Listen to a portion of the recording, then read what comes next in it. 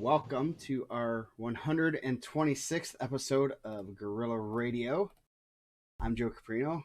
I have Mike here and also a special guest, Mr. Ed Pendowski of the Carmel Greyhounds. How are you doing, Mr. Pendowski? I'm good, Mr. Caprino. How are you? I'm great. How are you guys had a pretty good weekend? Why don't you tell us a little bit how you guys did before we get into the fun stuff going on this week? This was a really good weekend for the Greyhounds. We started slow, and our staff, the kids really got on board, and our staff did a really good job, and that's what we talked about when we left. I think this is the fourth regional in a row. We won 7 out of 9, but we started with a lot of new faces in the lineup, and the kids really nailed it. We're in a really good spot. We're wrestling well. We're happy. We're healthy, and this is a good time of year to do that. Definitely. So that's we're gonna skip over Newcastle, especially since you guys have 10 guys there, and it's not easy to talk about your own kids and try to not say that you think they're gonna win. So we're gonna do Newcastle and Evansville on Wednesday, and we also have another special guest coming Wednesday. He's big and he's loud, just as a heads up, so I'm sure people can figure out who that is. So Mike, how's the East Chicago area? We had a lot of special guests dropping in. I guess at Crown Point, Angel Escobedo was there. Oh, nice.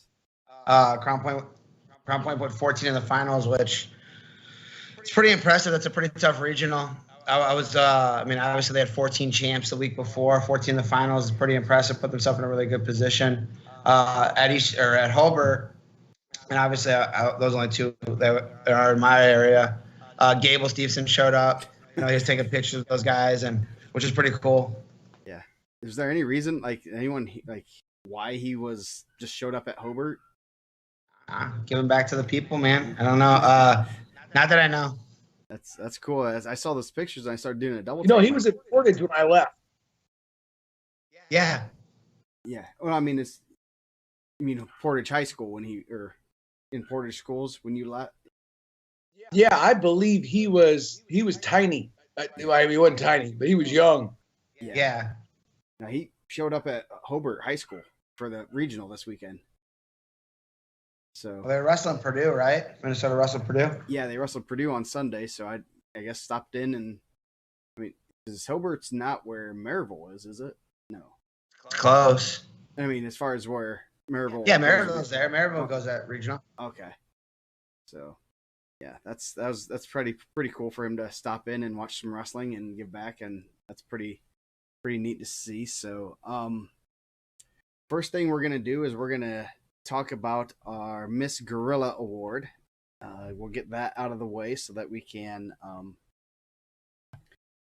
get that going. Miss Gorilla Award is the second year we've done this. I know Coach Pendowski's had some pretty good girls at his program. And we had about 30 voters this year, and trying to get a cross section of voters from coaches and people that are involved within the sport around the state that know the girls more than just seeing results on paper. One of the things in our awards list is character and grades and things like that, and it's not always the best wrestler, but more a well-rounded person. So Ed, what's I know you have some girls involved in pretty heavily involved in in girls wrestling. What's your thoughts on girls wrestling in Indiana right now? To make my long story longer, in the 90s when I first started coaching, I wasn't a big fan of the girls wrestling, but as the culture of girls wrestling has evolved, as that's come through, I really, really like the girls program. We actually had a separate girls practice. We brought in our rugby coach, Kelly Romano, and she ran our program. And we had a nice thing with the Mattingleys and the Mattingly girls in our lineup. Katie won her second state title this year between the two of them. They had 6 state medals, 2 state championships, I think 4 or 5 appearances in the finals. But I think the girls wrestling and the way it's being run now and how it's growing is really, really good. If you've never been to a girls tournament, it's a different environment than the guys tournament. but it's a great environment. The wrestling's getting better, and they're starting to compete. But the girls program is awesome, and I've been involved in it now at going to the state tournament for the last 4 years, and it is really, really good. It's getting better every year, and the wrestling's growing, the athletes are growing, the technique's growing. I can't wait to see where this keeps going.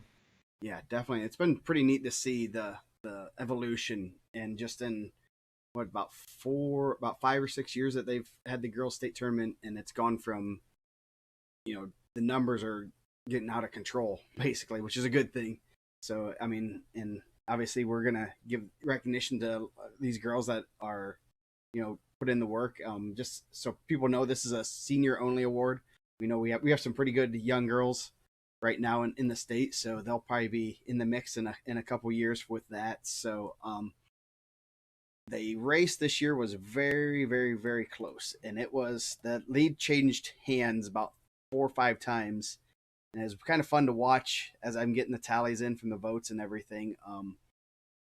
Let's see, there were, holy cow, not 8 different girls got first place votes, which is pretty cool.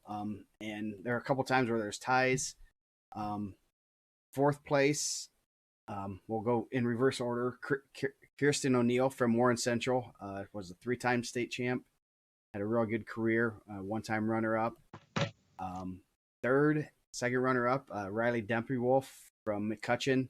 She was became only the second 4-time champ. Yeah, I believe so. And she was a Fargo runner-up, nationally ranked like 2nd or 3rd, I believe. First runner-up, there's going to be a little bit of home arguments and some.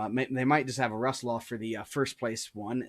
Kaylin Campbell from North Montgomery, and the winner of this year's Miss Gorilla is Katie Campbell from North Montgomery. She was both Campbells were 3-time state champs and had really good careers, and pretty neat to see. North Montgomery have 2 girls in the top. Both girls right there. Joe, I think they should have 2 out of 3 wrestle off with you of why they didn't get to be co-champs. Let's just start ripping on Joe Caprino now. Well, they almost were co-champs. There were a couple times where they were tied, and I'm like, okay, this isn't too bad. I can give out 2 awards, and maybe I can just put both their names on it. So yeah, it was. I thought for a while there, I thought there might be co-champs this year, but yeah, it was pretty close. But they'll both be getting awards and stuff. So I know we'll send those out later this spring after we get all the boys awards done and stuff. But pretty neat to see, giving recognition to all these girls for a lot of hard work. And I know you said the Campbells come over to your guys' room and practiced, and they're hard-nosed. They look like they're hard-nosed girls and work pretty hard. They were great in the room. We loved every second of them when they would come over. It's been a while, but to watch them come in and train, it was exciting to watch them. So, of course, now you've ruined Thanksgiving for the rest of their lives. Yeah, now they got to fight that out.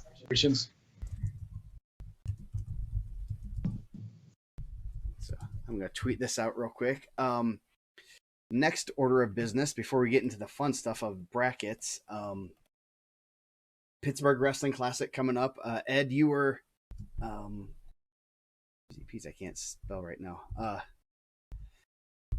We're at the first one. Tell us a little bit about how your experience at the Pittsburgh Wrestling Classic back about 6 years ago. No, as a guy who I've watched it online previous, and then I remember going all the way back to watching it, reading newspaper articles and books about it. That is as prestigious a thing that I've ever been to in the wrestling world. I know that the people in Pennsylvania that put this together out in Pittsburgh, this is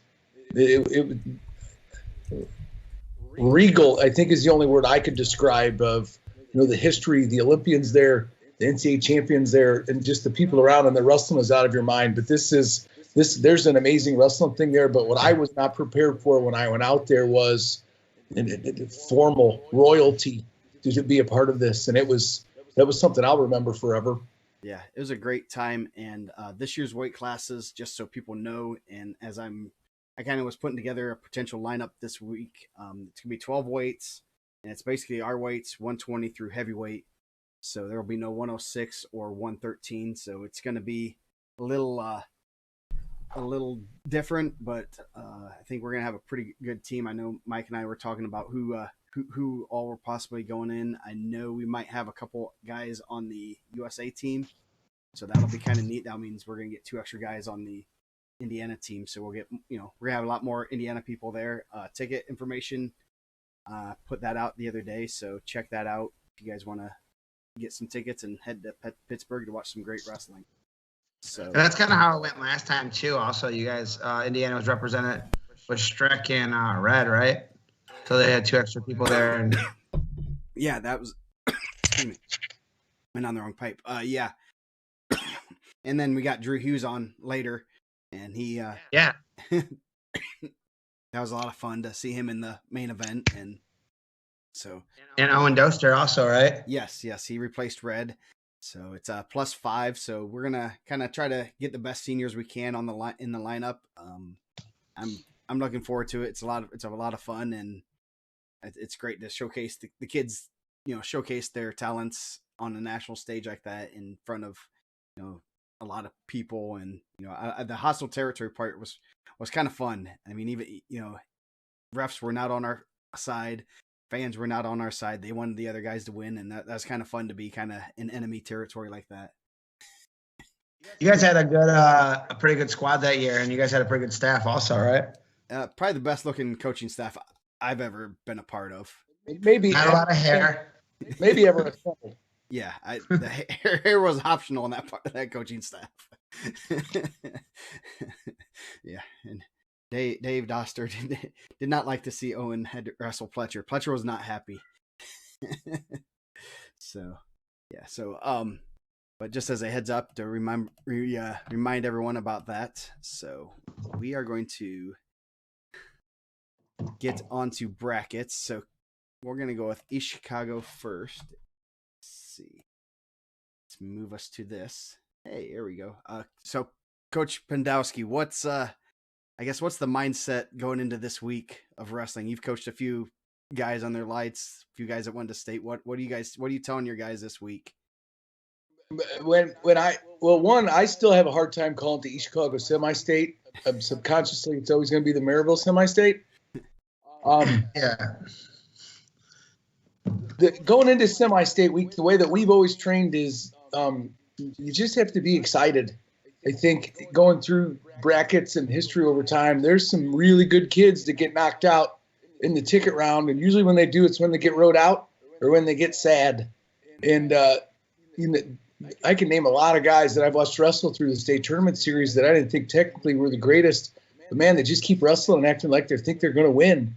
And if you've got a body and you keep wrestling this time of year, you're going to be able to give a lot of people some fits. And so, like I said, we start tapering a bunch, and we just start being real happy after the sectional week and just go, man, we've got 3 weeks left, and go put it out there. And that's an easy thing to say, but that's a difficult thing to do depending on the kid. The finality of wrestling season really hurts, but for some people it helps because they just go to hell with it, and I'm going to put it all out there and let's see what happens. Yeah, definitely. It's definitely a mindset, and we've all seen those crazy upsets, and just like getting the text like, "Holy cow, this guy went down," or "So and so beat so and so," and it's about just coming with that mindset and just wrestling. So I think it's such a there's no wrestle back there, there's nothing. So that round's dead. I mean, Ed got to coach probably one of the better ticket round matches I ever saw at Maryville with Bradbury and Burge. I mean, that was like one of those ones, I'm sure. However we did brackets back then, you probably look at that, you're like, man, that's a brutal draw. Well, someone was going to get that draw, obviously, but you look at that and you're just like, that's kind of a gut punch. And I mean, you were in the corner. Were you in the corner for that one or no? I was in the corner for that one. The one that a lot of people don't remember is Chandler was wrestling the mat behind that. I think he had a 7-8 point lead. And I think he got pulled over the top of Lake Ride, and I never saw it. I had to watch the film. Yeah. And I mean, especially now with the way the IHSA, crowns their champion, that's a huge round. I mean, getting guys there, I know just talking to some of the coaches, and we'll go over some of the brackets. A lot of people like their draws. I haven't heard a ton of people, you know, kind of like, oh, we got this terrible draw. I mean, some you hear a little bit, but not as much as normal. And a lot of people confident going into the ticket round and what they think they can do. And I mean, obviously, we're talking about East Chicago. Crown Point is going to want to get a lot of guys through and get numbers at the state finals to try to win a state championship. No, I think another one too, and I'm so glad I'm not saying this where people are going to remind me. All 4 semi-states are going to end tomorrow, or they're going to end Saturday, and the same thing for next week. The state tournament's going to end in somewhere, and I would bet in every semi-state there's going to be a champion where somebody's going to go, how the hell did that guy win? And the same thing with the state tournament. We go through and they're going to go, how the hell did that guy win? And there's usually one a year at the state finals. You're like, geez, oh, Pete's, I never heard of that guy. And he got hot and he decided to start beating people. And it happens every year. Oh, yeah. Joe always gives, he always says Thurman. Thurman Stone was a guy he didn't feel. And obviously Thurman was one of my teammates. And I thought that, he was going to win it every year. Or like a guy like Chad Rugari who went down there and just caught fire. I think he pinned his way through. He had to get through like Caston and Larimore. And you look back, you're like, those guys you thought were going to be there.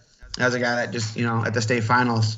I mean, semi-state is just one of those who has the day, Yep, it's going to be, and we're going to talk about those guys like who did that. This guy, Will Roberts, come 33-11, knocks off 3 right guys and goes after, makes it to the finals. So, whoever comes in, comes ready to wrestle, it's going to be, it's their day. And I've seen it. You've seen kids that just kind of turned on for that day and come out of nowhere. So, yeah, we'll start up. So what are your, Ed, you've been, into this region or semi-state, some of the, grittiest, when the region was really popping hard and, everyone hated each other. They probably still do. What's your biggest, going into that semi-state, what are some of your biggest matches that you that stick in your mind? I think when you look at the top half of the bracket at 6, now you're really starting to get into some athleticism. The Tolbert kid's an athlete. Salazar's an athlete. Jones has got matches over people the McCutcheon guys win, but I think athleticism is going to make this one a heck of a lot of fun to watch as they go through, because you go with the little guys, they're going to be jumping and rolling and bouncing and being all over the place. And then you throw in these athletes, it's who lands on top. And, with these guys coming through and fighting, it's going to be fun to watch. Yeah, Salazar is Jamie Salazar's son, correct? The former I believe that's his son. Former heavyweight for Wawasee, who was like a D3 runner-up. I'm sure someone will correct us if I'm wrong, but I'm pretty positive, which is kind of interesting since he's at 106. So that does not fit. Coach Starp used to tell me all the time back in Portage, when you plant beans, you get beans. That one doesn't fit. They nephew there. And he's tough. Yeah. Salazar, that's a pretty good regional he won. He didn't wrestle Al Smith. Tolbert and Jones, I believe, was a pretty good match at the DAC. I thought that was pretty tight. That 10 losses for Jones is kind of deceiving. I know he's ran into Gendris a couple times. But Tolbert, they said, had a really good match in the semis with Jeffrey Bailey, who's, returning medalist, real tight. I know the Porter staff, talking to those guys, they thought they had that one if there was a little bit more time. Obviously, you run against the clock. Dallinger's wrestled well. Seth Aubin, Coach Cooks had him running good, man. He beat Tolbert 2 weeks ago, put himself in a good position. So I'm not sure if they hit each other at the Harvest Classic. I know McCutcheon's there. I know Hobart's there. I know I think Aubin lost to Jones and took 5th, and Jones lost to Dallinger. So kind of all those guys trading losses up top. Yeah, that should be, some pretty good matches up that top half of the bracket. Going down, you got Jeffrey Bailey. And you got a good name, New Prairie Rocco. That's a good name for any kid. It won a real tough match to get there, man. To start off, I think he came from behind. Nice. Coming in at 20-23, hey, you never know what happens. Schmittendorf from Penn's pretty solid. And Junior Arzamendi. I'm sure Ed will correct any of our mispronunciations here. So, and then you have Jandris, Joy Cantu, and Xavier Chavez and Adrian Oregel. So what's obviously the two top ranked guys in the semi-state are right there in the bottom half, unfortunately. Yeah, Jeff Bailey, returning medalist, senior. I mean, anytime you see a senior at 106, it's always kind of surprising. But I know he's not a bigger kid. Tough, real good on top. Jandris, 4 losses. I mean, he lost to Hockaday. He lost to Seth Mendoza, who's nationally ranked. He lost to Barrick Jordan, who's the number 1 ranked, I believe, in the country.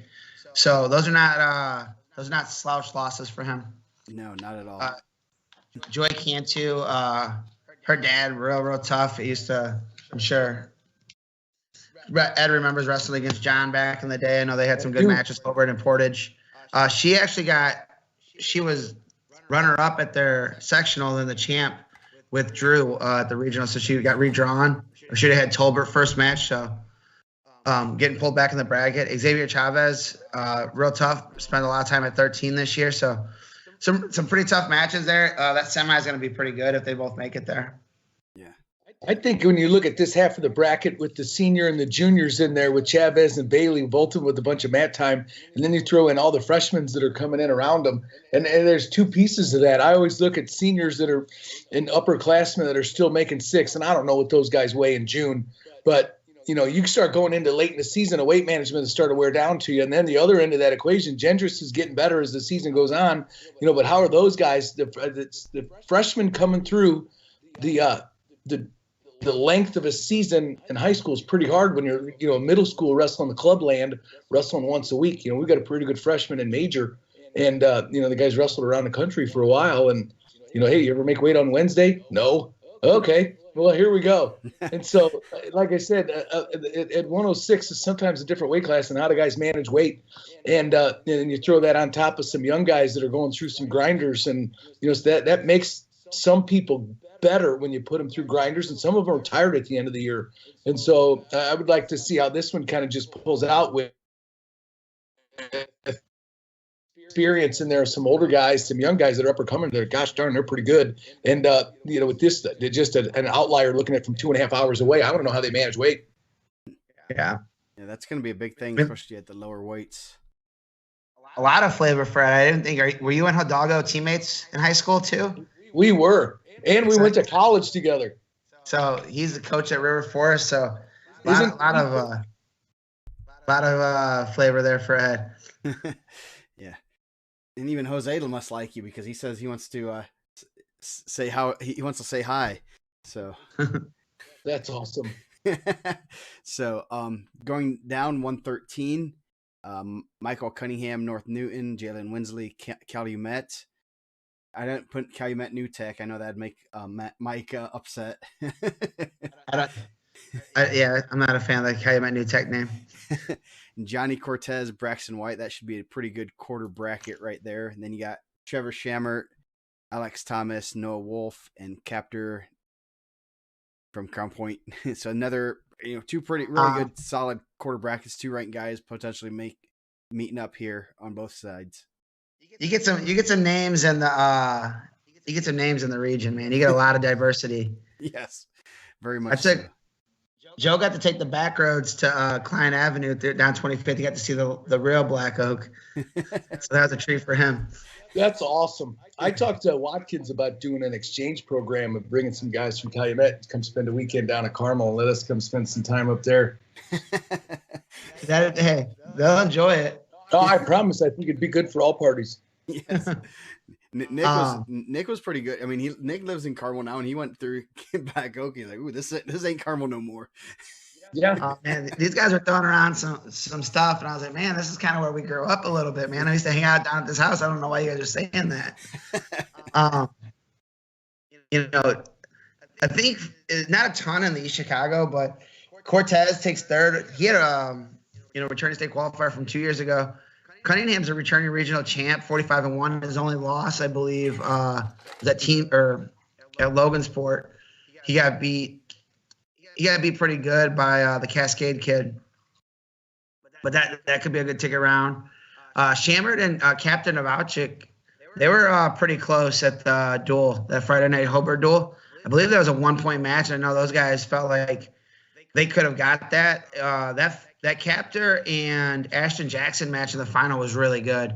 It was 4-0. Jackson got takedown 2 back point right off the bat in the first. Jackson rode Captor in the second, and Captor almost had him turned. It was close, not close enough to get back points, but he was definitely he rode him for the full 2 minutes. So I think he's kind of peaked at the right time. I mean, 13 losses, and the schedule that they've kind of put together is pretty impressive. Definitely. I've heard Captor's been wrestling better as the year goes on. I think we go through adjustments we make with these guys wrestling each other a whole bunch. Battle tested. I think that's where you're going to find your winner there. Who makes the right adjustment? Coach Cook and his staff, the guys at Crown Point. That'll be a fun one to watch. Yeah, and I think obviously you've coached a lot of really good teams. Having all the guys in the room still working for the same thing, I think helps a lot. And I know Hobart has a lot of guys too. Obviously, they're taking a lot there. But Gendris is a regional champ. That's a regional runner-up. Crew's a regional runner-up. Frazier's a regional champ. I mean, you got a lot of guys that are still right in the mix there. So you're wrestling everyone having full practices. Where some of these guys, and I don't know. I know Calumet didn't bring a lot, so I'll just use Jalen Winsley for example. Like, how are your partners that week?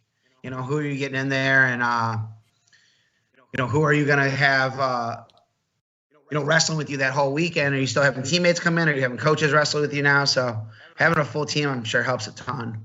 I think having a full team and having a team of guys that expect to win, those are things that help you a bunch too. You see, in the next 2 circles next to you at practice are 2 guys that are looking to go earn state medals, and compared to the room that's got a guy that's hoping he can get down and just qualify for the state tournament. Those are 2 different things. It's a mindset that you can try to recreate it, and people tell you that, but next to people that live it, it's a change. Oh man, those guys have been telling me for about 3 months that they're taking 14 to the state finals. So obviously when the draws came out, they're telling me we're taking 14 to the state finals. Those guys truly believe that. And it's not just the coaches, it's parents, it's the wrestlers. Like, those guys really believe they're going to have everyone there. And then, just as well as I do, like, you get to Friday night, you get in a hole, you don't know how people are going to react if there's a big move. So, the ticket round, the first round, you don't know how people react whenever you put them in a hole. And, down 5, do you panic? Do you have a coach that's going to tell you to relax and work back? So it's going to be interesting to see how that plays out. The mindset when you look at high school kids, the first year at Carmel, they didn't have a returning state qualifier. You didn't know how to get from the general admission seats down to the floor level. Those are things, you're talking about a high school kid. These are some anxiety-creating moments. And having somebody next to you do simple things like that. Where's the bathroom downstairs? Just having those experiences to go through makes everybody calm their brain a little bit. The guy next to you has already done it. Do you feel obviously you guys have had that too, where you've had guys in the tick around multiple times.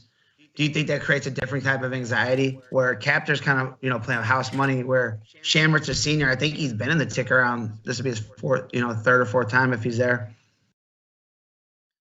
I don't know. Crown Point schedule, I don't think you can put anything in front of Captor that he's not really gone through. And obviously, tick around, season's over. It's not going to be over. But like I said, this ain't a guy that picked up wrestling 3 weeks ago. He's been around, and so he's got a mindset in him. And like I said, the people around him, the coaching staff that he's had, I think he's going to rally. Anybody you talk to from Crown Point, I know what they want to do. They want to have a state title as a team next week, and they all talk about it and things that they need to do. And I don't know Captor well as a human. I know he's got a nickname from the region, so somebody's beat the hell out of him when he was young, probably. And he's going to be okay. Like I said, that's a good match to watch. Yep. Probably one of the better ticket round matches in East Chicago. So going down, got Dylan Bennett and Owen Button possibly hitting in that second quarter bracket, 2 ranked guys. Then you got Ashton Jackson, returning champ, Robert Poe, South Bend Adams, Austin Ediger, Winnemac, and then Matthew Maldonado, a familiar name in Maryville, the typical Maryville guy with 13 plus losses that will make a run to the semifinals. Ashton Jackson's wrestling real well, 42-0 returning champ. I think he's almost bonus points almost everyone he's wrestled. Matthew, this is one of those ones that's weird. we kind of talked about it on the broadcast on Saturday. Like, unless you're the champ or you're a 4, like your 2-3 is kind of a weird mix. You don't really get to choose where you fall. Matthew Maldonado had a really good win over Owen Bunton, who was wrestling really well. Had a good win over Johnny Cortez. And then he kind of gets, not that I'm saying Dylan Bennett's any slouch, but you don't have the state champ in the ticket round. I'm sure if you could ask him truthfully, and he'd probably tell you he'd rather have the other draw. So sometimes 2-3 is just, a crapshoot and you don't really know. Yep. Yeah. So we'll go down 120. Another good Crown Point ticket round match here. Chris Bond, Munster, Elias Garza, Warsaw, Aiden Barron, and then Evan Cruz. So you got 9 and 17 potentially hitting up here. Next quarter bracket, Gunnar Sandifer was kind of a little bit of an upset win at Penn. Joe Capello, nice name. Guillermo Rivera and Liam Silvercrest from North White should be another pretty good, solid quarter bracket there too. So what are you guys' takes on this one?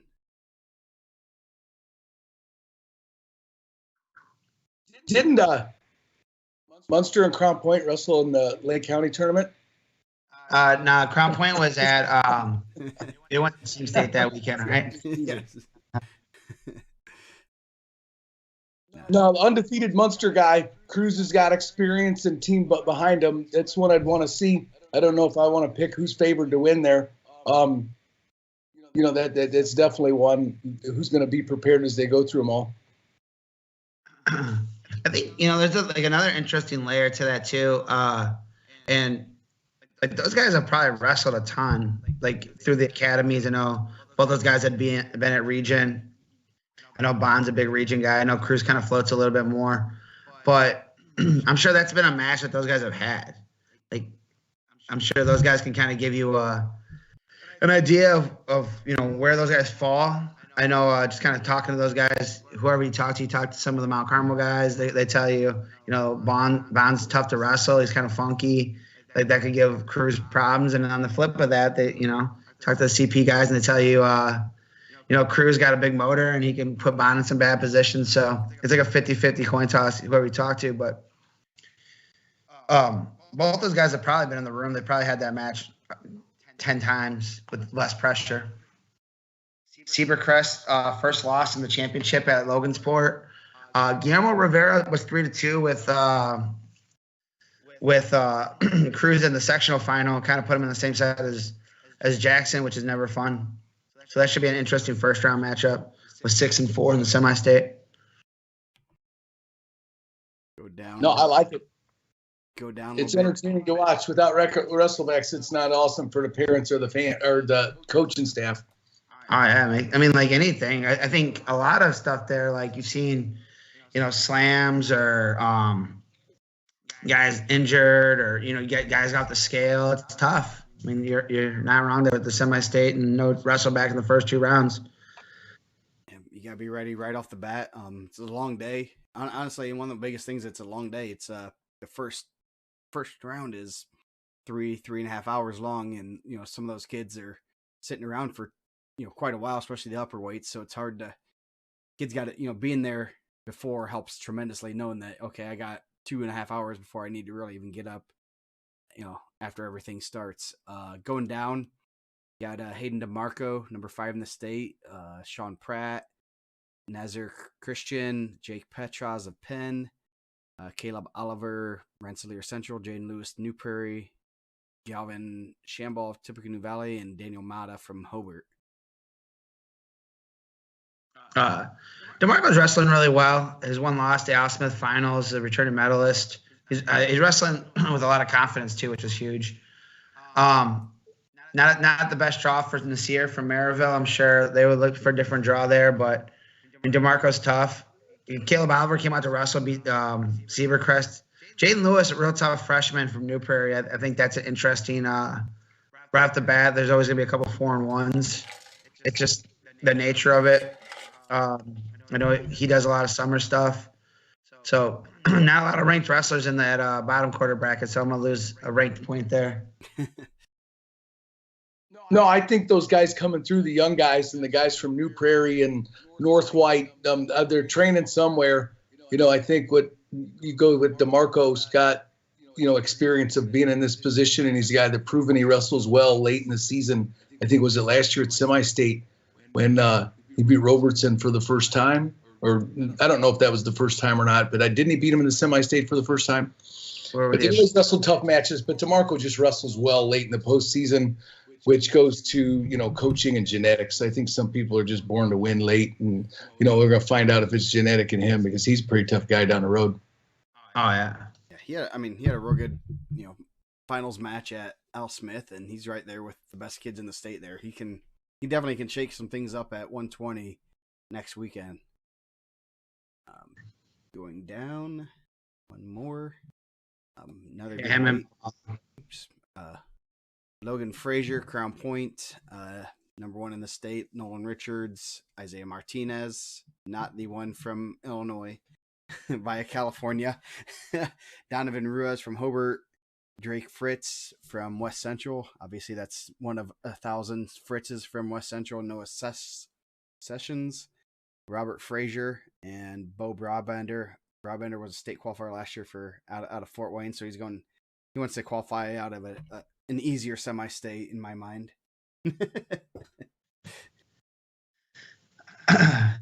Yeah, I think in the bracket kind of shook out, pretty well, where you got Frazier and Vargo split. Again, Frazier's wrestling really well, only lost to Sergio Lemley. I believe that he had a pretty, maybe a major win against Ruiz in the duel. Fritz returning state qualifier as a freshman out of West Central. That first round match, Robert Frazier, freshman 30-8, and Bo Barbender, Mishawaka. But that'd be a good one right at the bat, and then that could be a good ticket round. Both those guys are state qualifiers.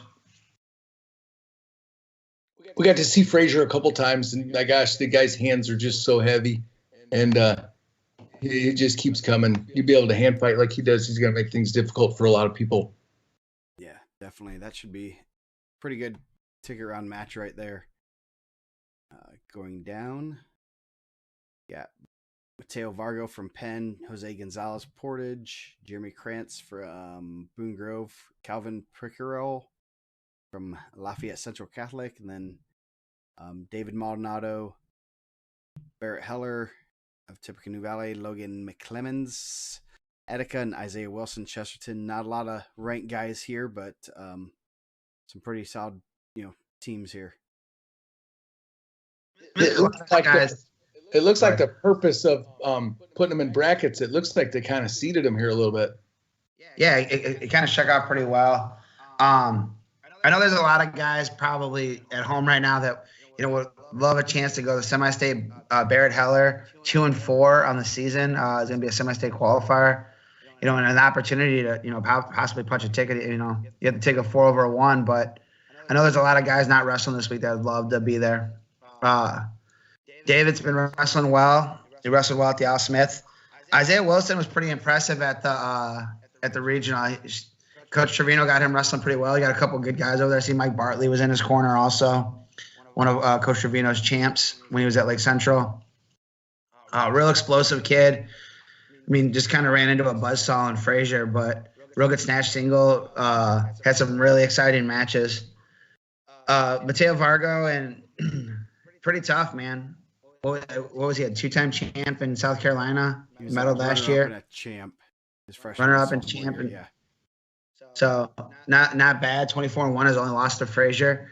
I'm sure that Penn and Brad, they do a good job of making adjustments. So does the Crown Point staff with Hawk and Sessa. Those guys do a great job of making adjustments. So that could be a completely different match from the Al Smith. Both those guys like to put up points. I went back and watched that middle school state with the younger Vargo and the 32's brother. I can't think of his name off the top of my head. Thrine in the semis at middle school state. That was a good match. It was like those guys are just throwing up points back and forth. Nice. Yeah. So that's Vargo's one. I mean, you're gonna get a 1 and 2. Someone on Saturday morning is gonna get a rough. They're gonna get Vargo or Frazier. That's one of those things that we look ahead of, a week ahead of time and see like, man, so that's gonna be a rough Saturday morning match right off the scale.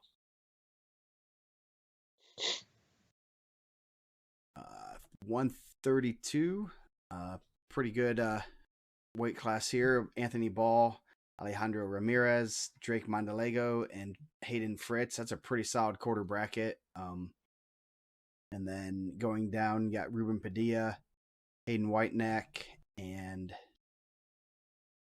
Tieran Tuttle and Bryce Denton. So pretty pretty even quarter brackets here.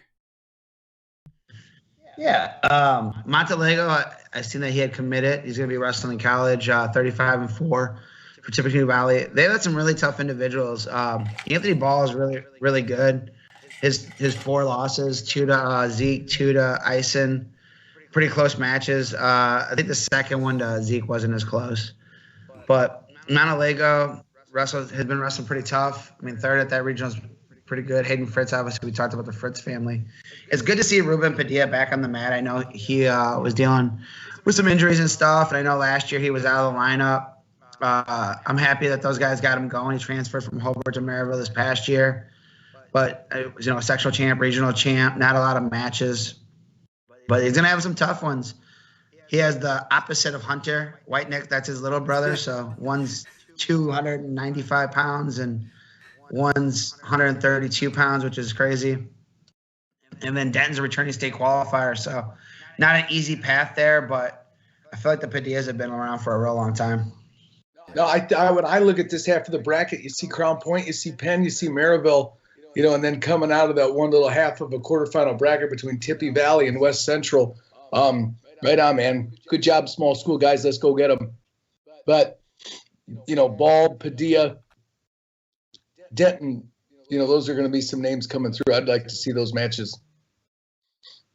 Going down the other bottom half of the bracket, Mason Stanley, Rensselaer Central, Logan Stuckman, Wawasee. That'll be a good first-round match, 7-8 in the semi-state. Gabriel Teenstra from Munster, Caleb Salome from Kankakee Valley.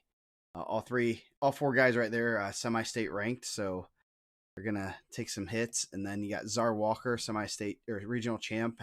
Looks like he's wrestling well at the right time. Tristan Kane, Jordan Watkins, and Michael Ortega. So that quarter bracket up top right there is pretty solid. Yeah, Czar Walker, that's unfortunate. I think he lost on a slam last year in the ticket round, which you don't want to see. Jordan Watkins, I think Michigan City's only representative. Michael Ortega, pretty tough freshman out for Portage. His dad, I think, wrestled at East Chicago. He's had a pretty nice year. Salome, 2 losses in the state tournament, lost to the sectional, lost to the regional. But Stuckman and Stanley would be good. Rensselaer did a nice job, won the regional over there. I think it's the first time in a while that anyone's beat Harrison. So shout out to the Rensselaer Central. I forgot the Bombers. They're at Team State this year. Not a huge school. Go Bombers. Go Bombers. Yeah. Now they have depth in the quarterfinal bracket. It's one of those, as a spectator, you go, okay, this is going to be a lot of fun. These guys have some matches and some depth and been around, and there's some notoriety. Czar Walker looks in a good spot coming through the bottom half of the bracket. Yeah. This is one that one quarter bracket right there is going to win some people some pick'ems. I can tell you that much. You got to know you're wrestling. 138, you got Lucas Clement, Maryville, Jackson Ayers from Carroll, Flora, not Fort Wayne, Stefan Vitello, and Hunter Miller, first round match, 14-15 in the state. And then you got Lake and Webb, Rensselaer Central, regional champ, Giante Tate, East Chicago Central, Wesley Smith from Plymouth, and Cole Salome, Kankakee Valley. Pretty solid top half bracket at 138. Yeah, you knew someone was going to get that bad draw. Like, obviously, someone's getting the Jesse Mendez draw. That's not the draw anyone in the state wants for a ticket. Salome has wrestled tough. His 2 losses to Jesse, back-to-back weekends, returning 2-time medalist. Larkin Webb's a returning state qualifier. That's unfortunate that's an unfortunate draw, but you got to go out there and wrestle it. Like, obviously, they don't let me take the top 16 to the state finals. It just doesn't work like that. And anything can happen. The tick around, that guy's pretty explosive. Lucas Clement, just kind of weird. That's like like when he's a Bloomington South kid that's wrestling at Maryville. I think he has a brother that wrestles at Bloomington South currently, or did wrestle at Bloomington South, or maybe he's at Edgewood. I think I was talking to Ratliff and he's at Edgewood, but he had beat Vitello earlier this year, so just getting it done at the right time. David usually gets guys to peak at the right time, which is really impressive of his coaching staff. No, I think if you look at the whole bracket again, you go through if the rankings are true to form. You've got 1, 2, 3, 4 in different quarterfinal brackets, and so that's something that looks great. The one person that would be off is the 5 and the 6, or could be in different places. But the bracket looks the way it goes through. I think Reeser said it. David does a good job coaching. There's a few guys that put fear in you, and Maldonado preparing guys for this time, which is he knows his kids. They believe what he's going to do. And, man, he will get those guys to be dangerous. Yeah, I think he does a really good job of getting those guys to buy in on themselves, I think that's huge. I think just a kid with confidence, man, is dangerous. And he's getting those guys here, and even, like, when they're winning matches, he's telling them that, you need to do more. And, like, me and Joe talk about it a lot. He always finds a guy that's got double-digit losses getting a medal, or, close to double-digit losses getting a medal. And when you do that consistently, it's not like, oh, that happened once. He's done that like multiple times, where you're like, you look at it, you're like, man, this guy's getting to the state finals. This guy's getting a medal. He's got 10 losses, which is always really impressive. Going down, bottom half of the bracket, you have some Jesse Mendez guy. He's wrestled. He didn't just start wrestling a couple weeks ago, from what I've heard. Connor Deason and Ezekiel Gomez, Thomas Clyde. Unfortunately, they got the draws they did not want. Wesley Harper could potentially have a semifinal rematch from the Al Smith, when Harper did a nice little hip toss out of bounds on Mendez, and then Mendez decided that he didn't want to wrestle anymore, so he pinned him about 15 seconds later.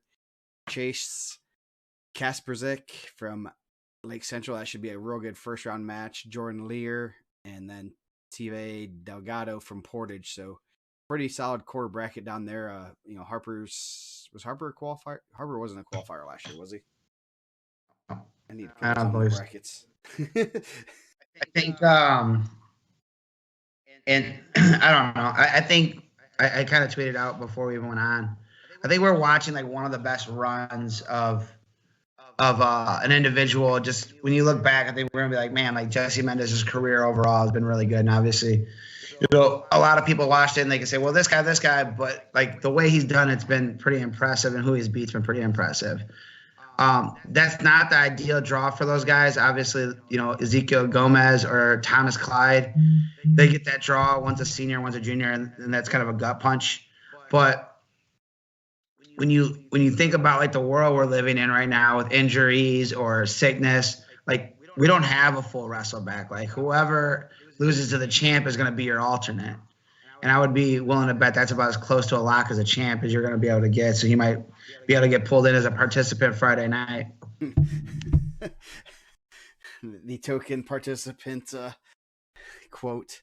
Hey, it happens. It happens every couple of years. Guys go in there and, then you find out that you're wrestling and you go out there and make some noise. What was the kid from Beech Grove? He wrestled Seve Duncan. Yeah. He wrestled the Lures kid. I can't remember his name off the top of my head. Lovejoy. But that was a barn burner. I think that was like a 15-14 Friday night match, and that guy was a participant, guy that got brought in. That's the I look at the other end of that equation. I didn't think about being the alternate if you get beat in the quarters by Mendez, but I also got a lot of respect for the guy that comes in and just goes after him. Just go compete.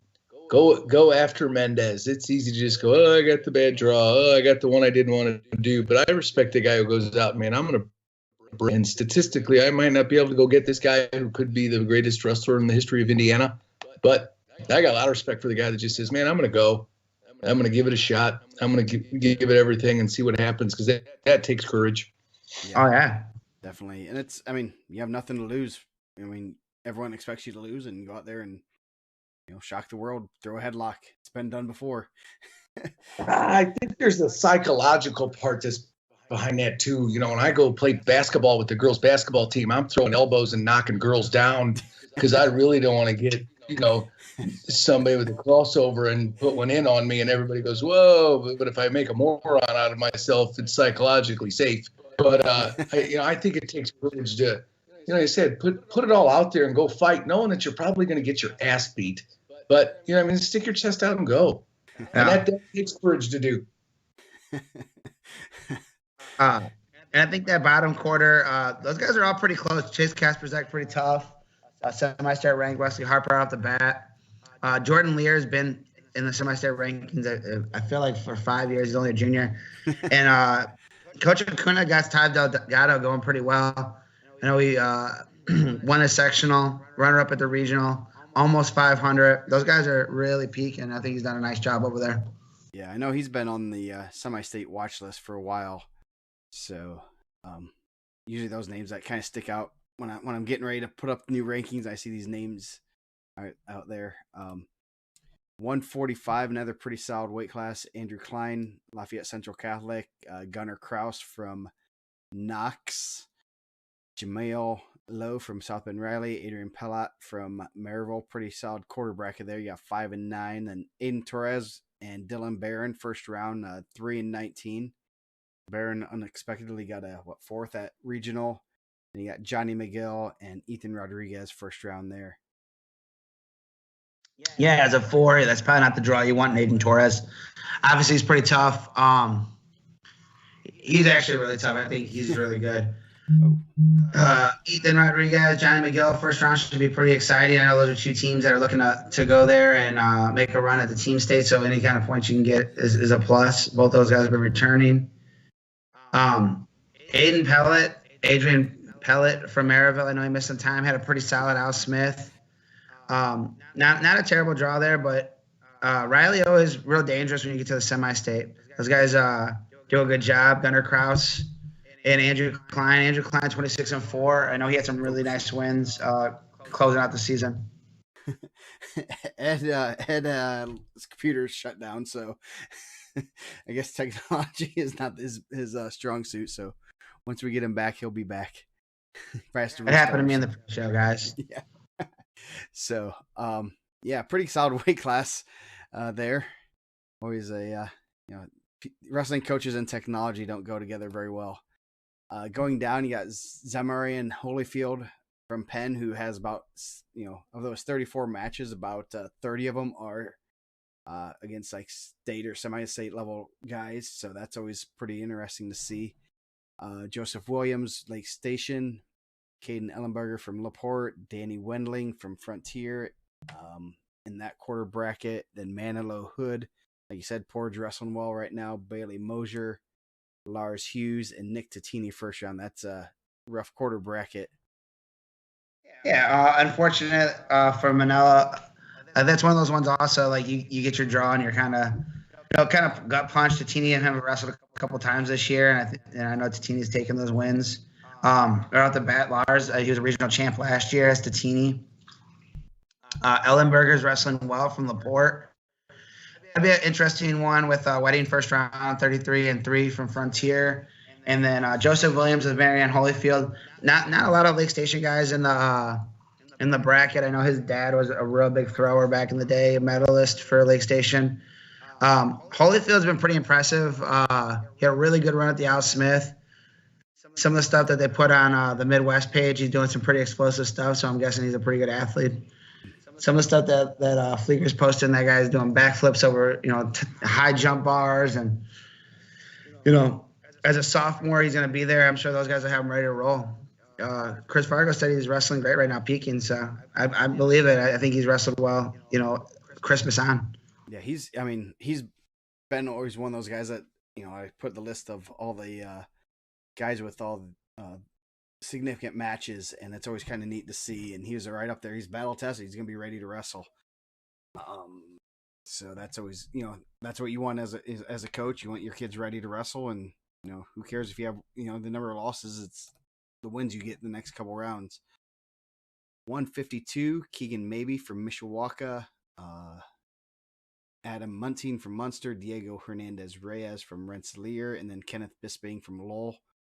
That'll be a good match. I know I had the privilege of being in the corner against when Ricky wrestled both Maybe and Bisping at Al Smith. Going to be a good match. Those two are both pretty solid wrestlers and should be a pretty good ticket round match. Then you got Aiden Costello from Hobart, Ryan Burns, South Bend Riley, Noah Salary, and Philip Crippen from Winnemac. Another pretty solid quarter bracket. Man, have you seen, I know we were tweeting it out, that Penn and Mishawaka have been doing this dodgeball tournament every week. Yes. They said they're trying to get a back room at East Chicago so they can keep it going 3 weeks in a row. I didn't know if any other teams could jump in there. They said Keegan Maybe's out here like smoking kids with the ball. They said he throws real hard. Regional champ. Had to ask, like, because there's always one guy when you're playing dodgeball with the team that you don't want to get hit by. Yes. Like mine was my brother. My brother threw in the mid to upper 80s when he was in high school. That's like not a guy you're trying to get hit by a dodgeball by because he's going like full crow hop on you. So maybe Keegan Maybe's getting guys like that.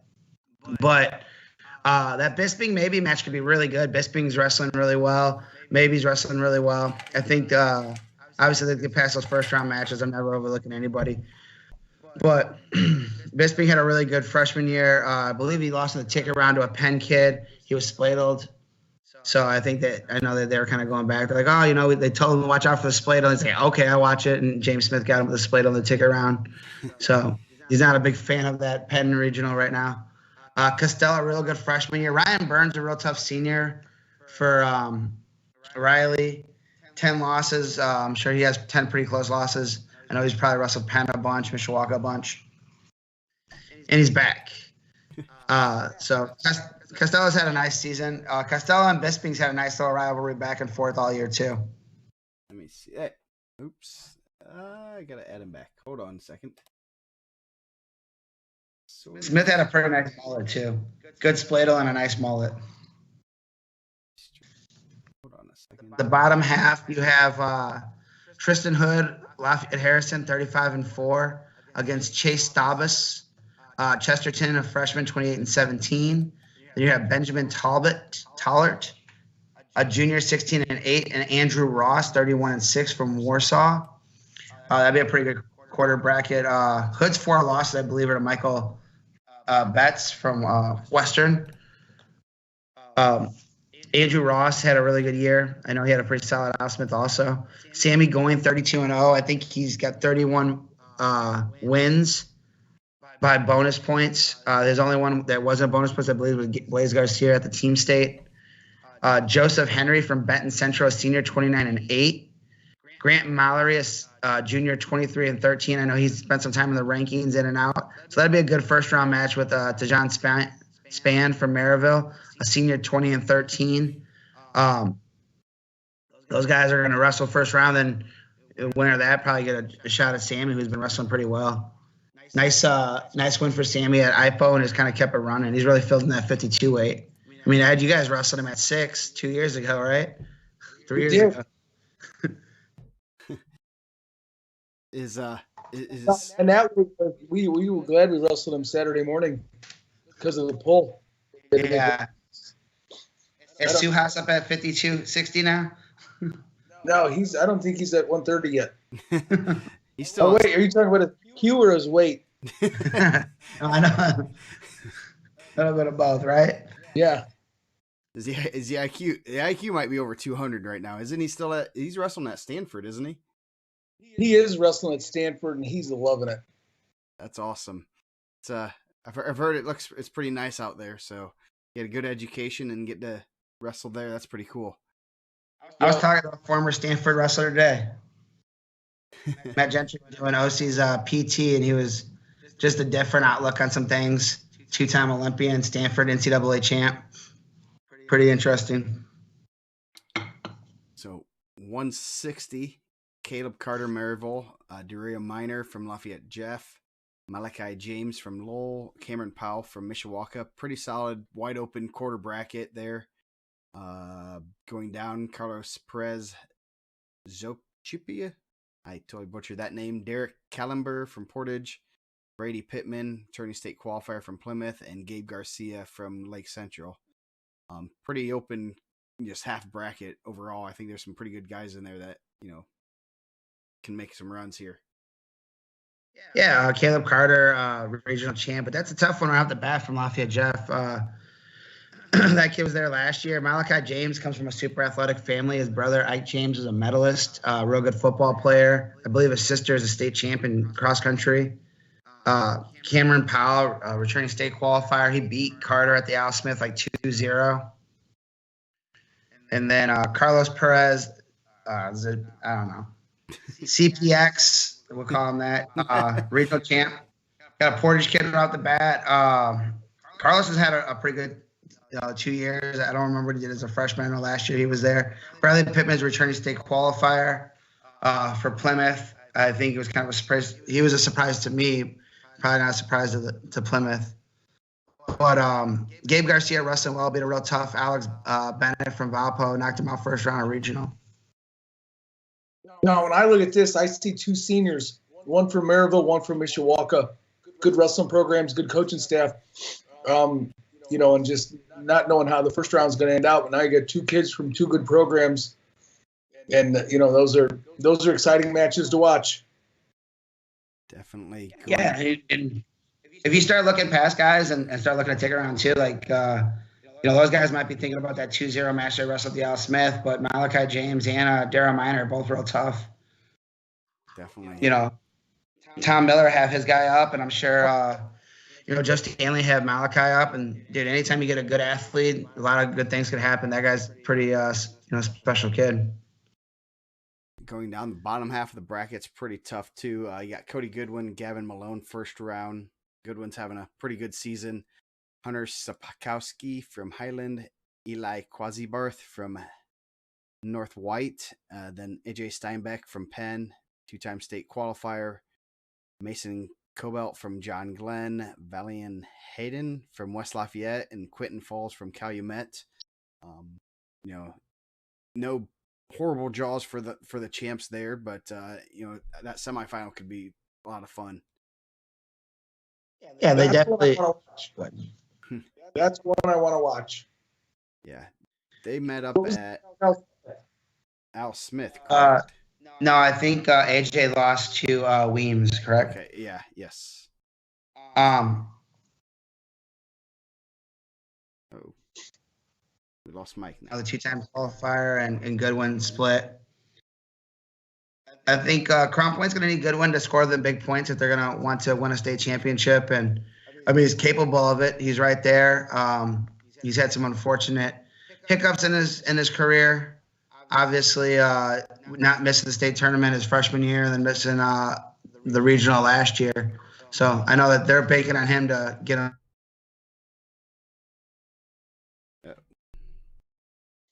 Oh, great! Now we're losing Mike. We're having a fun night of internets. You there, Mike? I'm back, man. I gave a groundbreaking breakdown too. That's unfortunate. Probably some of my best work I ever did right there. So, hopefully we're back for good. The internet in Lowell is a little bit sketchy right now. 170. We have up top. We have Ethan Pop from Harrison, David Cox, Triton, Connor Cervantes, and Anthony White. Great first round match there. Isaac Valdez, Mishawaka, Andrew Ball, Rensselaer, Luke Stento from Chesterton, and Dion Hearn from River Forest. Pretty solid half bracket. Couple good ranked matchups there.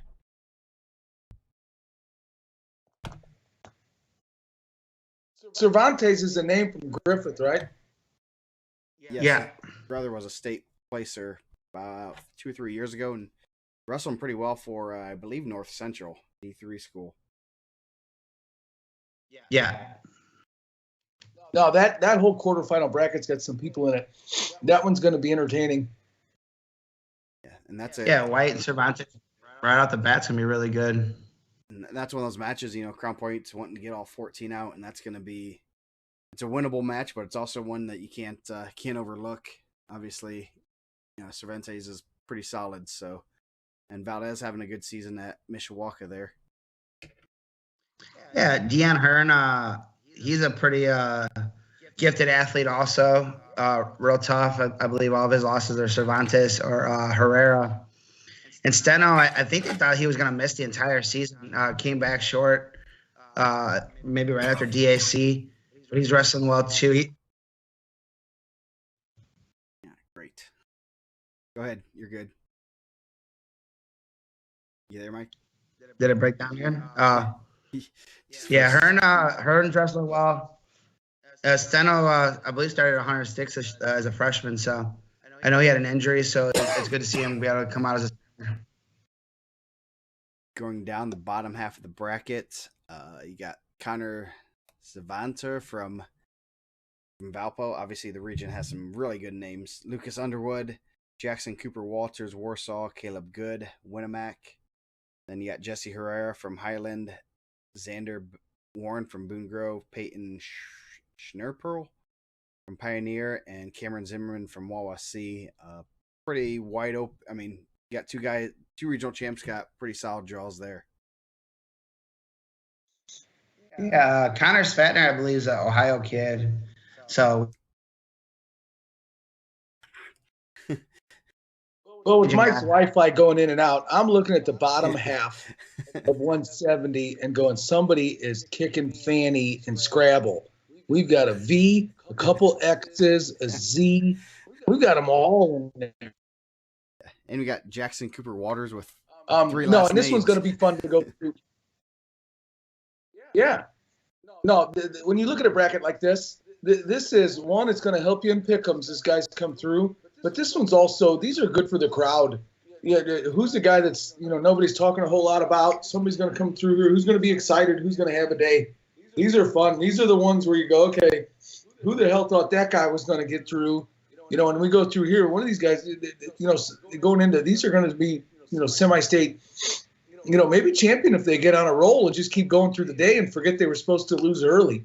This is a weight, especially the bottom half of this bracket. Somebody's going to be in the finals. And, somebody gets hot and just decides, I'm not going to lose anymore. These are guys that can really turn some heads. Yeah, I know Herrera's pretty solid from Highland. Senior, only 3 losses. I'm sure Mike can tell us who those losses are to. But he's someone that you can't overlook, and definitely be good to see. Highland, pretty good program that's always, getting guys to state and getting someone on the podium. 182. At the top, we have Orlando Cruz. Oops, there we go. From Crown Point, having a great season. Logan Smith, Pioneer. Braxton Garza from South Bend Riley. Then number 13, Demetrius Dean from Hammond Central. Took his first loss Saturday. Did not get the draw he wanted. Cooper Kinsler from Delphi. Aiden Ziegler from New Prairie. Josh Hubbard from Highland. And Matt McCrum from Plymouth. So pretty wide open quarter bracket in that bottom side right there. You go through, a Delphi guy with 4 losses, New Prairie with 10, Highland with 14, Plymouth with 11. That's that one is going to have some families, cheering a bunch of trying to get their kid through the state tournament. Dean, losing his first match of the year, how does he respond to that? Does he come back with a point to prove and Russell Cruz? Cruz is hard to score on. You go through those parts of the bracket there. Those will be neat to watch. Yeah. So pretty good. Yeah, that top quarter bracket I think only has 6 losses in it total, which is pretty impressive. Cruz wrestling really well. Cooper Kinsler really tough. I know Matt McCrum was a guy that Hobart had told me about early on. He had wrestled Jake Simpson where they're at, but they told me that was a guy to look forward to, and that was a guy that could be real good. So we'll go down. Hopefully Mike's getting better. You got Jake Simpson, Tim Short, first round. Dylan Kwiatkowski from Valpo. Josh McLevin from Harrison. Pretty good quarter bracket there. You got number 4 and number 21 in the state. And Brandon Hammer from Tippy Valley. Jacob Stepik from Hammond Morton. Ray Townsend from Attica, and Jake Seuss from Lake Central. Real good half bracket there with 4 ranked guys. Suez was state qualifier last year, right? He was a state placer. Medalist. So yeah, and Simpson was a qualifier. So Kwiatkowski did not qualify, correct? No, his brother was a qualifier. Okay. So pretty solid quarter bracket. Simpson and Suze have had a nice little rivalry. Yeah, definitely. They haven't wrestled for a couple weeks, so I'm sure they need to see each other. Brandon Hammer had a win over Jake Suze this year also. So that could be a very interesting ticket round match. I believe it was early. Yeah. So it should be a good, 182 is going to be a good weight class, especially down there. Potential to have Simpson versus, Simpson or Suze or Hammer against Cruz.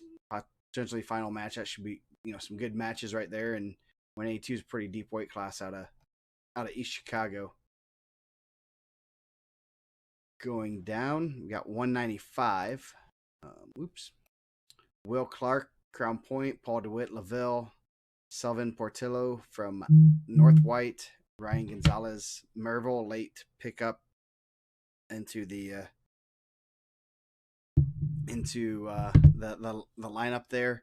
Christian Chavez, Stefan Jokic. Man, you guys are killing me with the names. Weston from Calumet, and then Davion Cheeks from Lafayette Jeff. So pretty I have a couple ranked guys in each quarter bracket, so should be some good ticket round matches. Man, that Will Clark and DeMarco match in the regional champion, back and forth. There was a flurry right at the end where it was like a time match. Clark went to his back and kind of rolled through. Was able to get a takedown and some near fall. Ryan Gonzalez wrestled a lot of 82 this year. Bumped up for the state tournament. Probably not the draw they were looking for there. I know they said he was real close to winning the regional. That's a tough one, but Clark's one of those guys that's really improved. I went to high school with their dad, and we were buddies, and his mom makes an amazing breakfast. And if you got to figure out why the Clark boys are so big, it's because Grandma makes an amazing breakfast. Those guys are big and young and athletic, and their dad was the same in high school. And in the room that they're in now, they just keep getting better every week. 2 years ago, they were just big middle school kids, and now those guys are wrestling and placing at Fargo and doing the things that they're doing. They just keep getting better every week. I want to see how they end up. Going down the bottom half of the bracket, got Justin Sawyer from Hobart having a good run, won a regional championship. Dakota Smith, Winnemac, Jack Aronkowski from South Bend St. Joe, and then Gage DeMarco Chesterton, returning semifinalist. Then you got Connor Barkett, Caleb Paisley from River Forest, Jake Sefferin from Wheeler, and then Basil Owens from Tippy Valley. Barkett and Owens were both. Barkett was a placer last year. Owens was a state qualifier, so that should be a good ticket round match. You had three returning state qualifier guys, state experience, all in the bottom half of that bracket. Yeah, Connor Barkett's really good. I think 47-0. Sometimes we overlook the Logansport Regional at the East Chicago or Maryville Semi-State.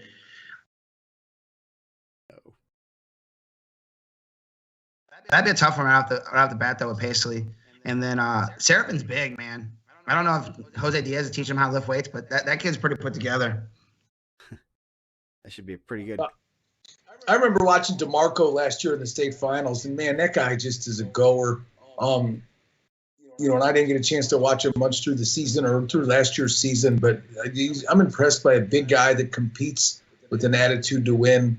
I know he got beat last weekend by Clark, and to see how those matches go. Obviously, Barkett's probably the guy to beat through this all, but DeMarco was the guy that impressed me at the state tournament last year. 220, you got some guy named Christian Carroll up top. He only has 14 matches. I think he's going for trying to wrestle less than 5 minutes throughout the state tournament. I don't know. I don't know if he's double parked or just is allergic to Resolite. I don't know what's going on. Then he's got Arden Kalinski from North Newton, Dalton Albert, Tippy Valley, Victor Rodriguez from Hammond Central. pretty tough road to hoe with Mr. Carroll. Then you got Jordan Cree, Rensselaer Central, Chandler Intrium from Valpo, Ashton Batistella, Hobart, and then Jonathan Neese from LaVille. So, obviously Christian Carroll's the talk of the town right now.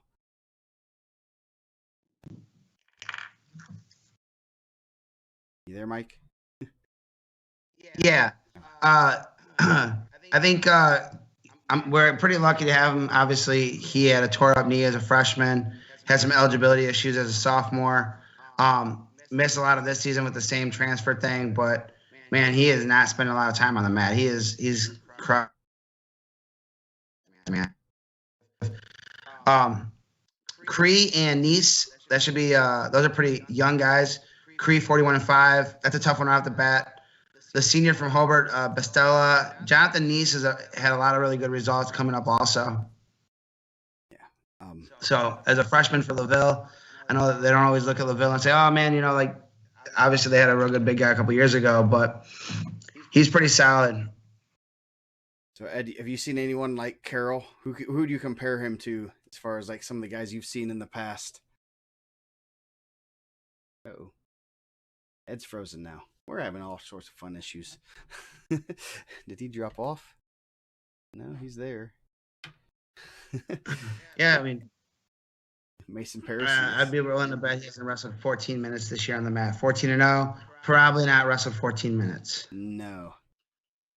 We're going to go down. I'm going to send Ed a text. You want to go over this bracket real quick while I send him? We love internet right now. The computers suck. Oh, I heard him. Mm-hmm. Paper, pencil.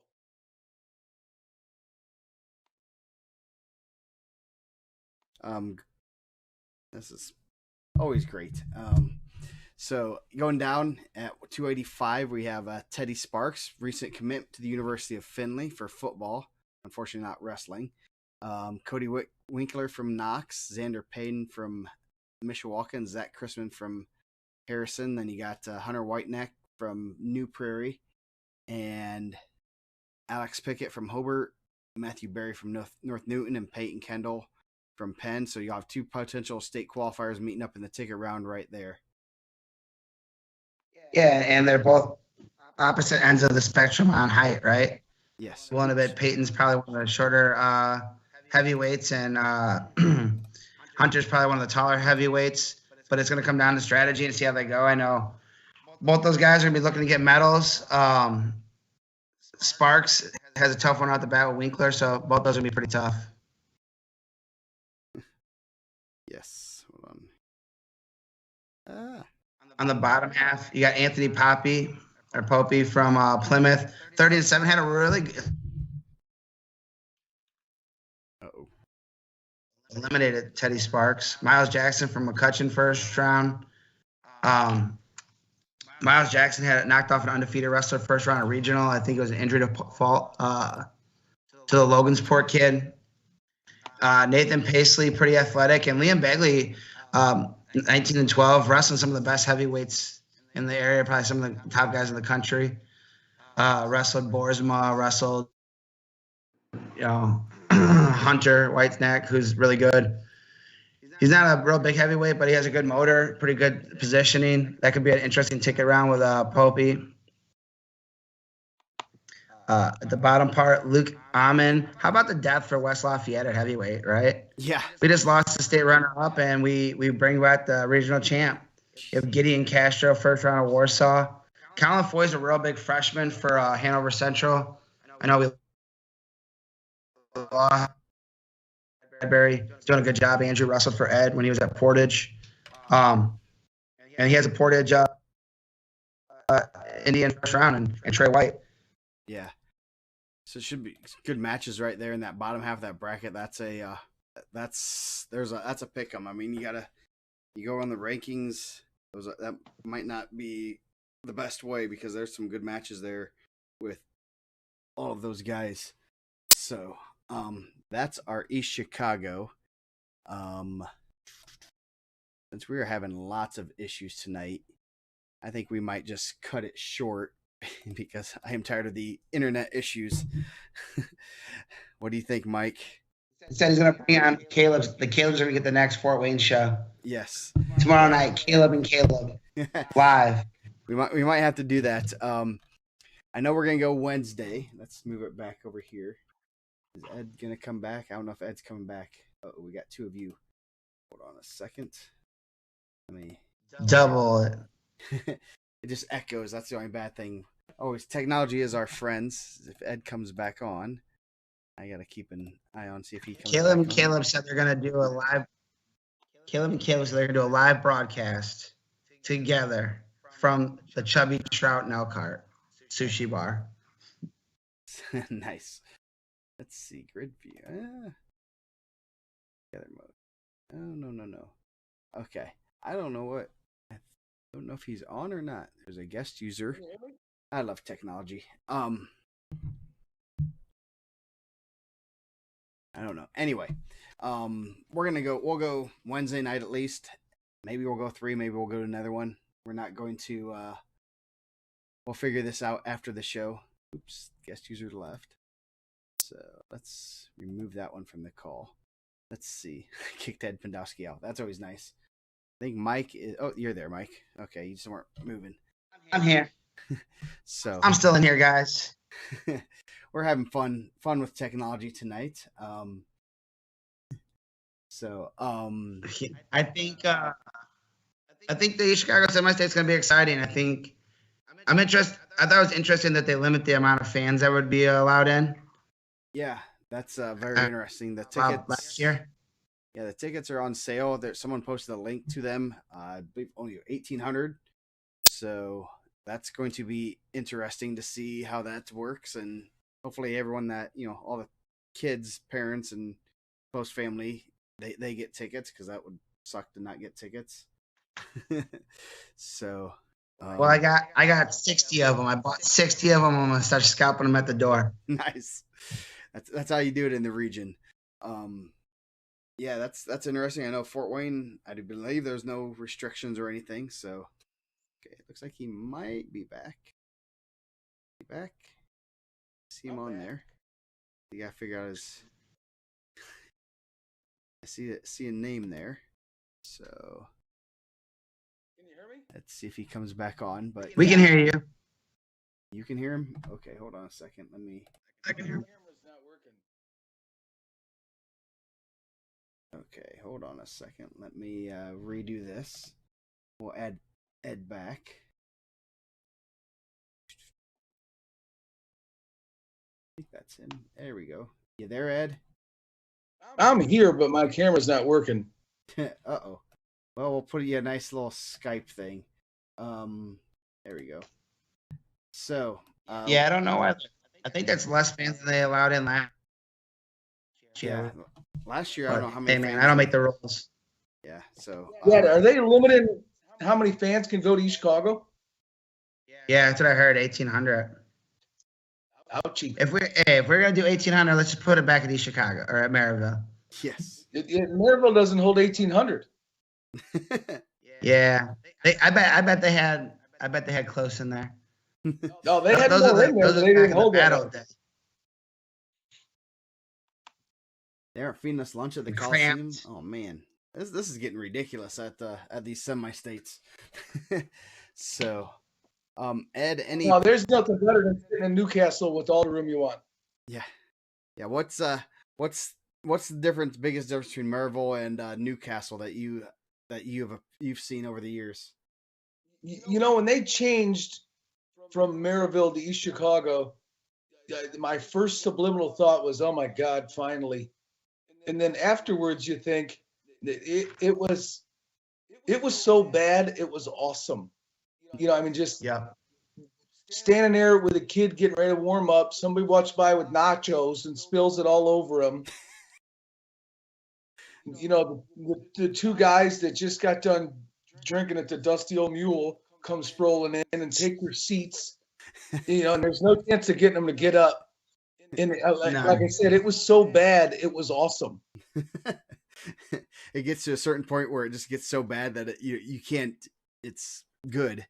That's awesome. Oh, Yeah. dude, you were making friends. You were shoulder to shoulder with everybody. Like there wasn't a space. Like there was no like personal space in there. 0%. No, there was none. You could not tell. No warm up. You're warming up in maybe a hallway. Not a lot of warm up. No, and into my Not the first greatest 2 or decisions. 3 years, Tommy McGuire was a guy that was a couple years. He was older than me. He would always come in and start shaking me, going, "Come here, Eddie, you little jerk. I used to whip you when you were 7." I'm like, "Tommy, leave me alone, man. I'm trying to coach here. Shut up, you little jerk." And I mean, it was so bad. It was awesome. Yeah. Man. And then not great. Not great concessions. I remember trying to bring coolers in. No. Not a lot of warm up area. Dude, it's tight. You're hoping to hear. Like now there's some blind spots in there, but it was great, man. I actually, like, looking back, I love the atmosphere of it. Semis and on, it was, they brought out the bottom bleachers. I thought they did a good job of making it feel pretty big. Yeah. No, and to quote the movie Braveheart, it's the worst thing about Scotland is it's filled with Scots. But the greatest thing about that tournament, it's just filled with people from the region. So, I mean, nobody was kind. Nobody said, "Oh, excuse me." I mean, it was just a room of angry people. Oh, yeah. There was a lot of yelling. People would stand on the railing and they'd get yelled at. But it wouldn't be like, "Hey, can you please move?" It would, a lot more cuss words. It was different, man. Looking back, I liked it, though. No, like I said, I'm sad it's not there anymore. But if we had to go there Saturday, I would be complaining and pissed off. So how does Newcastle compare? How would you rate Newcastle?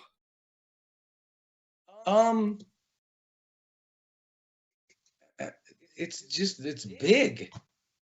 Well, I think one thing that's great about Newcastle, if you've never been, is to watch the Richmond Regional fans cheer for the Richmond Regional people. That year that Shenandoah had a run, that gym was rocking with people with deer jerky in their cooler. They were rocking. And then when they started doing well, they would cheer on the Newcastle guy. The Union County kid would win. Hagerstown would be in a tough match. And they were together.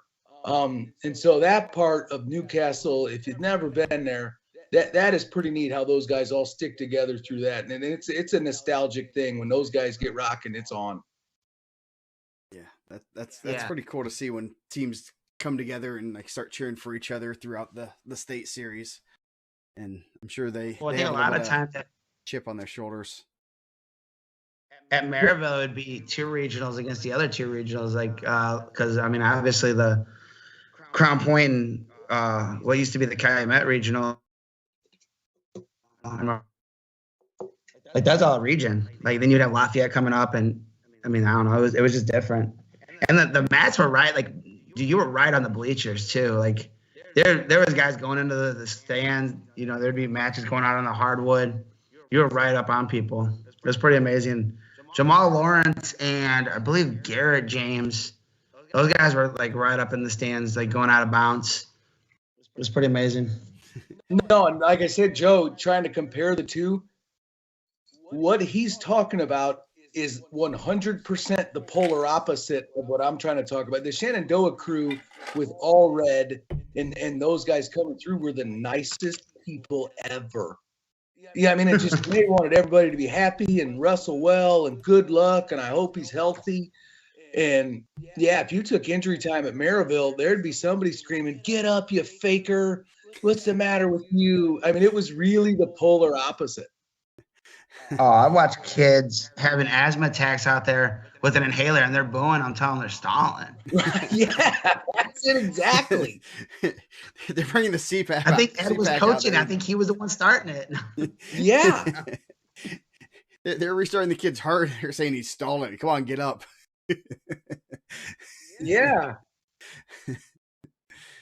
No, and amazing times. I'm sad it's over, but I wouldn't want to do it again.